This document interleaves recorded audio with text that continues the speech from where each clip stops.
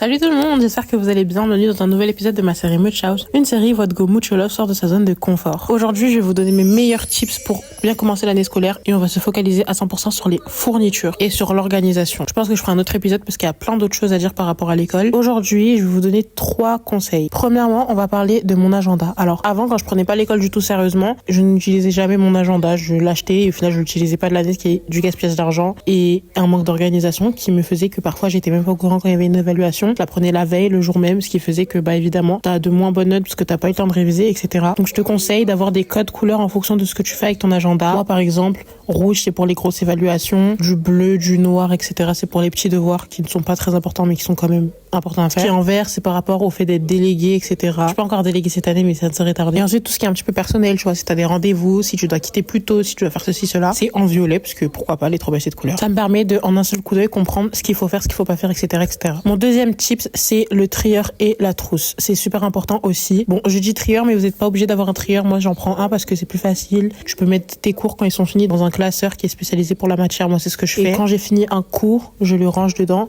Comme ça permet d'avoir très peu de choses dans mon sac. Je trouve que c'est une bonne organisation. Et que ça me permet de pas gaspiller des cahiers parce que parfois, j'achetais des cahiers, j'utilisais même pas la moitié. Et après, c'est plus utilisable du coup parce que tu ne l'utilises plus vraiment. Par rapport à la trousse, y a pas grand chose à dire là-dessus. Par contre, tous les soirs, je vérifie s'il manque des feutres, s'il manque ceci, cela. Du coup, ça me permet de ne pas être en manque de quoi que ce soit. J'ai toujours une note dans mon téléphone de qu'est-ce que je dois acheter pour l'école, etc. Mais en vrai, là, du coup, il y a plus rien parce que j'ai tout acheté en temps et en heure. Je suis fière de moi. Je fais pareil, du coup, pour les feuilles. J'ai un petit classeur où je mets mes feuilles. Tous les soirs, je vérifie s'il y a bien les feuilles doubles, les feuilles petits carreaux et les feuilles simples grands carreaux. Mon dernier conseil sur l'organisation, c'est de connaître votre école. Ça paraît obvious pour certaines personnes, sauf que pour moi, pas vraiment parce que, en fait, je m'en foutais de savoir qui était le CPE, le chef de l'établissement, qui gérait la cantine, qui faisait ceci, qui faisait cela, qui je dois m'adresser pour cette tâche-là ou ceci. Sauf que le truc, c'est des choses qui t'aident vraiment beaucoup au cours de l'année. À partir du moment où t'es en première ou en terminale, on te fait plus de tour du lycée au tour du collège ou bref. Du coup, je pense que c'est important, tu vois, genre de noter le mail dans vos notes d'agenda. Moi, je fais ça. Genre le mail de personnes qui sont importantes, le nom de chaque personne en fonction de, tu vois ce que je veux dire. Ça permet d'être super organisé et que genre, si un soir tu remarques que t'as un problème, par exemple, pour te connecter sur Pronote, le problème va être réglé plus rapidement. T'auras pas à chercher qui est ceci, qui est cela. Pareil avec le fait de bien connaître ton lycée, de bien connaître toutes les salles, etc. De bien savoir comment utiliser Pronote ou lycée connecté ou